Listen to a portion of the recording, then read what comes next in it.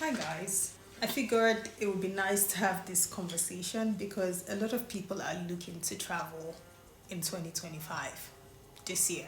I think one of the biggest problems people have when it comes to traveling, the number one is visas.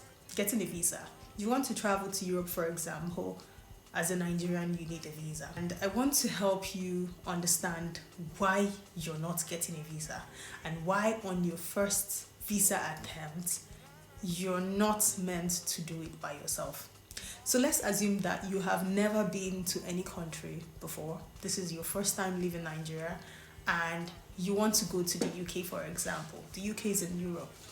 And given that you don't have any travel history, you don't have any travel experiences, you decide, oh, I want to save some money, let me go ahead and apply on my own. I don't want to give any travel agents my money. I've been hearing that, people get scammed a lot when they use travel agents. And then you go ahead and you do the application by yourself.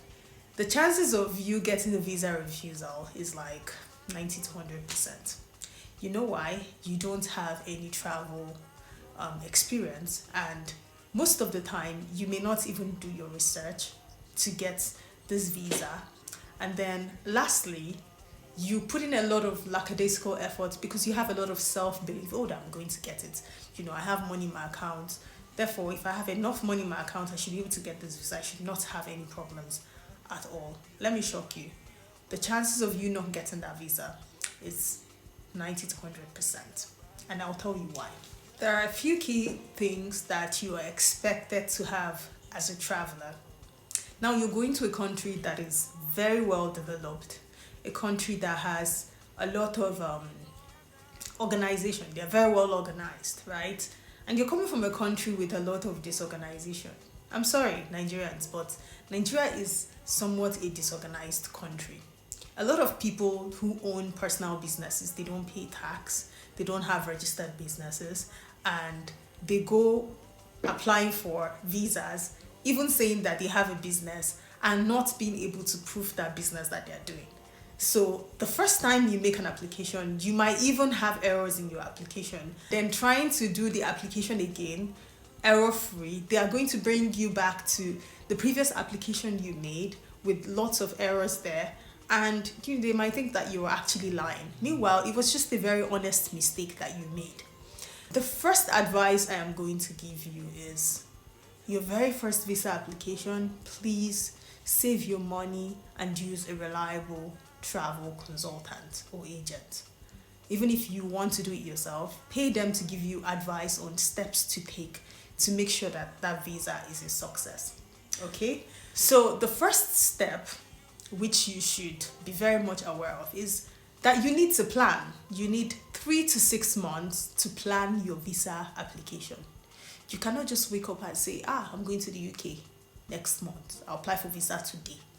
You may do that if you already have like travel history, you have all your things in place. Yes, you can do that. If you've been traveling for many years, that is okay. But this video is not for people who have been traveling a lot. This video is for people who have zero to few travel histories. This video is strictly for people who have not been anywhere before, or who have been to only West African countries, African countries. They haven't gotten a strong visa on their passport. This video is for you. So what I was saying is, the first thing you need to do is to plan. You have to prepare 3 to 6 months ahead of time. There are so many things you need to prepare. The number one thing that you have to prepare is your finances, your financials, which means your bank statements, your payment slips, your business registration, everything that has to do with how you get money, how you receive money, how are you earning money. You need to make your plans on that. That's number one. Number two thing that you have to do is to write all your letters in advance. There are letters you're going to write, like an application letter. Oh, this is why I need to travel to XYZ country. This is how long I'm going to be there. There are certain things that you need to write in your letter that will match your application form that you filled, and that will guarantee you to get a visa. Now, if you don't have an experience in this, you are most likely going to get a refusal letter. And then another thing that you need to plan in advance is your itinerary. How long are you going to be there for? When do you intend to travel? Why are you traveling? When are you coming back? Your first trip to the UK should never be, even if they are giving you 6 months visa, you should never say, I'm going there to stay for 3 months. If you have a business, what are you doing in the UK for 3 months? That is a very, very foolish thing to insert in your application. Okay? Don't ever do that. So you're traveling to the UK for the first time. You should let them know that, oh, I'm going to the UK because of, holidays, and you're planning your trip around the holiday because it's your first time going to the UK. It's the first time going to Europe. Okay, we're using UK as an example here. So this is your first time going to the UK. You have to say you're going for a holiday, and you have to fix, your holiday cannot be in the first week of January. Unless you can explain that, because the first week of January is when businesses are actually fully starting. So your holiday has to be sometime in the middle of the year, towards the end of the year. I'm not saying that you cannot get a visa to go to the UK any other time of the year. That's not what I'm saying. I'm just saying that your chances of getting visa approval when you're traveling for a mid-year holiday, or September, October, or towards the end of the year, you're more likely going to get that. Or even during Valentine's Day, you're more likely going to get that compared to when you're applying for a visa for holiday and you're saying, I'm going to be there from the 4th to the 11th of January for holiday. It would work if you're working in service. Let's assume that you work at a food company. You guys make food and you've been cooking, you've been doing a lot of food preparations for events and Christmas and New Year and all that, and then you just want to rest. Yes, that will work. But that you're working a 9-to-5 job in a very serious company, your visa officer is not going to take you seriously. You might get it because maybe you're on leave or something. There are so many other documents that have to support that particular leave that you're getting in the first week of January. I don't know if you're understanding what I'm saying, but that's the point.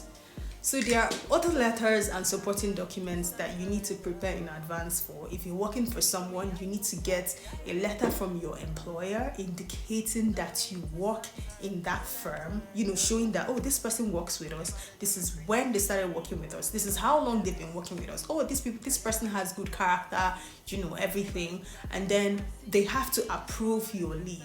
So in that letter, they have to include when you're traveling, when you're going, and when you're coming back. They have to include everything. In that letter, they have to show that they are in the know of this holiday that you're going for.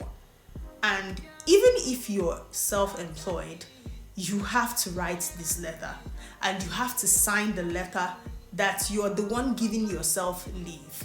Do you know what this gives the visa officer to understand? It makes them understand that your company has a structure. You can't just come and go as you please. And another thing you need to understand is that there has to be a structure in your statement of account. Structure being that because you own the business does not mean you should just be taking money from the business at will. No, that will be flagged. You need to have a salary coming from the business you're doing, and you're paying yourself every month at a particular date in every month. And guess what? When you do this visa officer is going to see that, oh, this person actually has a structure in their business. Their business is very well planned, and they will give you your visa. I know this sounds like a lot to do because you want to get a visa, but like I said, you're going to a country that is very structured. So your application has to be very, very structured and spot-free. And for you to get a spot-free application, back again, it starts with planning. So let me know if you need any help with visa assistance. If you're trying to travel to a particular country and you need help with your visas, you need help planning your trips, organizing your company, your people in your company to go for holidays, organizing groups of friends and families to travel for holidays, I am your go-to girl and I can help you out with that. I have many years of travel experiences. I have been to 12 countries, UK being one of them. The biggest mistakes that a lot of people make when applying for a visa, I can help you curb that. And I don't charge a lot of money for this. I don't charge a lot of money for my experience, just a little fee. And you will avoid all these mistakes and you will save your time and you will save your money. So Don't forget to hit me up in the DM, and I will see you around. Bye.